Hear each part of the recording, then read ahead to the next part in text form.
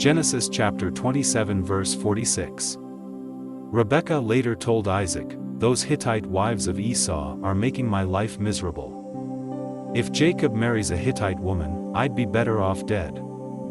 Genesis chapter 28. Isaac called in Jacob, then gave him a blessing, and said, "Don't marry any of those Canaanite women. Go at once to your mother's father Bethuel in northern Syria and choose a wife from one of the daughters of Laban, your mother's brother. I pray that God All-Powerful will bless you with many descendants and let you become a great nation. May He bless you with the land He promised Abraham, so that you will take over this land where we now live as foreigners." Isaac then sent Jacob to stay with Rebekah's brother Laban, the son of Bethuel the Aramean. Esau found out that his father Isaac had blessed Jacob and had warned him not to marry any of the Canaanite women. He also learned that Jacob had been sent to find a wife in northern Syria and that he had obeyed his father and mother. Esau already had several wives, but he now realized how much his father hated the Canaanite women. So he married Ishmael's daughter Mahalath, who was the sister of Nebaioth and the granddaughter of Abraham. Jacob left the town of Beersheba and started out for Haran. At sunset he stopped for the night and went to sleep, resting his head on a large rock. In a dream he saw a ladder that reached from earth to heaven, and God's angels were going up and down on it. The Lord was standing beside the ladder and said, "I am the Lord God who was worshipped by Abraham and Isaac. I will give to you and your family the land on which you are now sleeping. Your descendants will spread over the earth in all directions and will become as numerous as the specks of dust. Your family will be a blessing to all people. Wherever you go, I will watch over you, then later I will bring you back to this land. I won't leave you, I will do all I have promised." Jacob woke up suddenly and thought, "The Lord is in this place, and I didn't even know it." Then Jacob became frightened and said, "What a frightening place.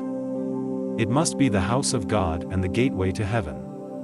When Jacob got up early the next morning, he took the rock that he had used for a pillow and stood it up as a place of worship.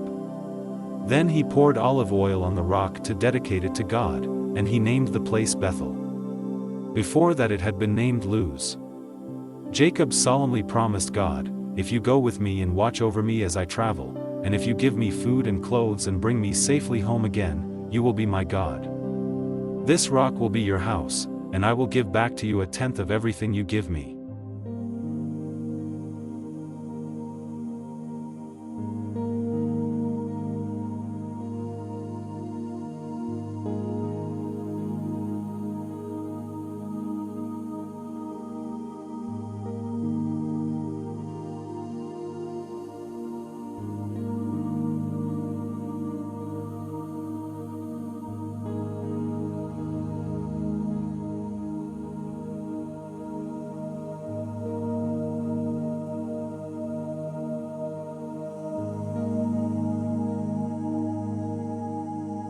Genesis chapter 29. As Jacob continued on his way to the east, he looked out in a field and saw a well where shepherds took their sheep for water. 3 flocks of sheep were lying around the well, which was covered with a large rock. Shepherds would roll the rock away when all their sheep had gathered there. Then after the sheep had been watered, the shepherds would roll the rock back over the mouth of the well. Jacob asked the shepherds, "Where are you from?" "We're from Haran," they answered. Then he asked, "Do you know Nahor's grandson Laban?" "Yes, we do," they replied. "How is he?" Jacob asked. "He's fine," they answered. "And here comes his daughter Rachel with the sheep." Jacob told them, "Look, the sun is still high up in the sky, and it's too early to bring in the rest of the flocks. Water your sheep and take them back to the pasture." But they replied, "We can't do that until they all get here, and the rock has been rolled away from the well." While Jacob was still talking with the men, his cousin Rachel came up with her father's sheep. When Jacob saw her and his uncle's sheep, he rolled the rock away and watered the sheep. He then kissed Rachel and started crying because he was so happy. He told her that he was the son of her aunt Rebekah, and she ran and told her father about him. As soon as Laban heard the news, he ran out to meet Jacob. He hugged and kissed him and brought him to his home, where Jacob told him everything that had happened. Laban said, "You are my nephew, and you are like one of my own family." After Jacob had been there for a month, Laban said to him, "You shouldn't have to work without pay, just because you are a relative of mine. What do you want me to give you?" Laban had 2 daughters. Leah was older than Rachel, but her eyes didn't sparkle, while Rachel was beautiful and had a good figure. Laban had 2 daughters. Leah was older than Rachel, but her eyes didn't sparkle, while Rachel was beautiful and had a good figure. Since Jacob was in love with Rachel, he answered, "If you will let me marry Rachel, I'll work 7 years for you." Laban replied, "It's better for me to let you marry Rachel than for someone else to have her. So stay and work for me."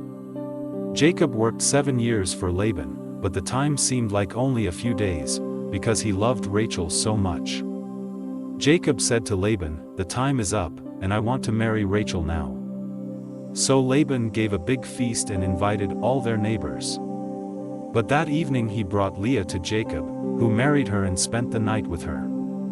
Laban also gave Zilpah to Leah as her servant woman. The next morning Jacob found out that he had married Leah, and he asked Laban, "Why did you do this to me? Didn't I work to get Rachel? Why did you trick me?" Laban replied, "In our country the older daughter must get married first.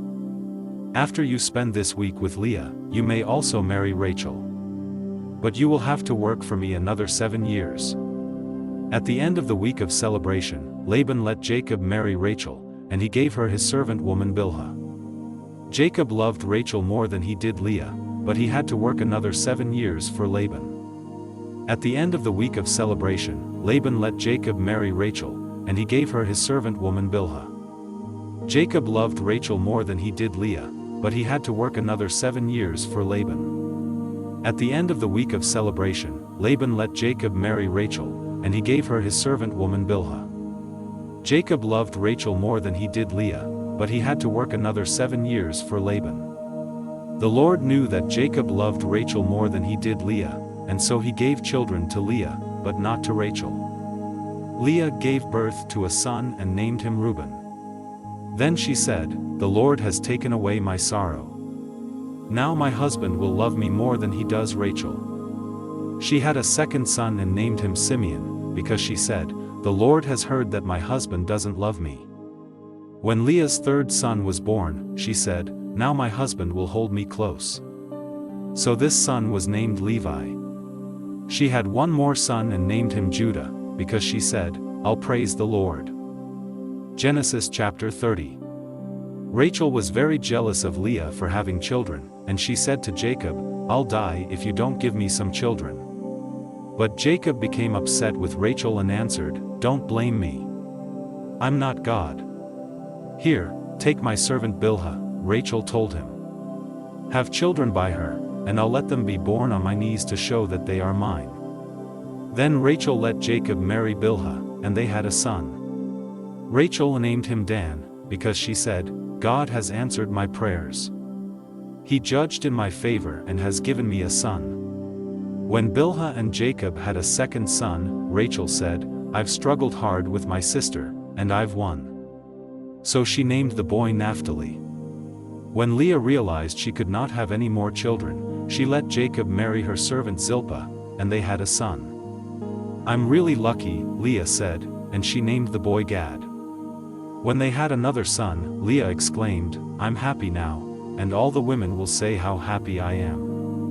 So she named him Asher. During the time of the wheat harvest, Reuben found some love flowers and took them to his mother Leah. Rachel asked Leah for some of them, but Leah said, "It's bad enough that you stole my husband. Now you want my son's love flowers too." "All right," Rachel answered. "Let me have the flowers, and you can sleep with Jacob tonight." That evening when Jacob came in from the fields, Leah told him, "You're sleeping with me tonight. I hired you with my son's love flowers." They slept together that night, and God answered Leah's prayers by giving her a fifth son. Leah shouted, "God has rewarded me for letting Jacob marry my servant," and she named the boy Issachar. When Leah had another son, she exclaimed, "God has given me a wonderful gift, and my husband will praise me for giving him 6 sons." So she named the boy Zebulun. Later, Leah had a daughter and named her Dinah. Finally, God remembered Rachel. He answered her prayer by giving her a son. "God has taken away my disgrace," she said. Finally, God remembered Rachel. He answered her prayer by giving her a son. "God has taken away my disgrace," she said. "I'll name the boy Joseph, and I'll pray that the Lord will give me another son." After Joseph was born, Jacob said to Laban, "Release me from our agreement and let me return to my own country. You know how hard I've worked for you, so let me take my wives and children and leave." But Laban told him, "If you really are my friend, stay on, and I'll pay whatever you ask. I'm sure the Lord has blessed me because of you." But Laban told him, "If you really are my friend, stay on, and I'll pay whatever you ask. I'm sure the Lord has blessed me because of you." Jacob answered, "You've seen how hard I've worked for you, and you know how your flocks and herds have grown under my care. You didn't have much before I came, but the Lord has blessed everything I have ever done for you. Now it's time for me to start looking out for my own family. How much do you want me to pay you?" Laban asked. Then Jacob told him, "I don't want you to pay me anything. Just do one thing, and I'll take care of your sheep and goats. Let me go through your flocks and herds and take the sheep and goats that are either spotted or speckled and the black lambs. That's all you need to give me. In the future you can easily find out if I've been honest. Just look and see if my animals are either spotted or speckled, or if the lambs are black. If they aren't, they've been stolen from you." "I agree to that," was Laban's response. Before the end of the day, Laban had separated his spotted and speckled animals and the black lambs from the others and had put his sons in charge of them. Then Laban made Jacob keep the rest of the sheep and goats at a distance of 3 days' journey. Jacob cut branches from some poplar trees and from some almond and evergreen trees. He peeled off part of the bark and made the branches look spotted and speckled. Then he put the branches where the sheep and goats would see them while they were drinking from the water trough. The goats mated there in front of the branches, and their young were spotted and speckled. Some of the sheep that Jacob was keeping for Laban were already spotted. And when the others were ready to mate, he made sure that they faced in the direction of the spotted and black ones. In this way, Jacob built up a flock of sheep for himself and did not put them with the other sheep. When the stronger sheep were mating near the drinking place, Jacob made sure that the spotted branches were there. But he would not put out the branches when the weaker animals were mating. So Jacob got all of the healthy animals, and Laban got what was left. Jacob soon became rich and successful. He owned many sheep, goats, camels, and donkeys, as well as a lot of slaves.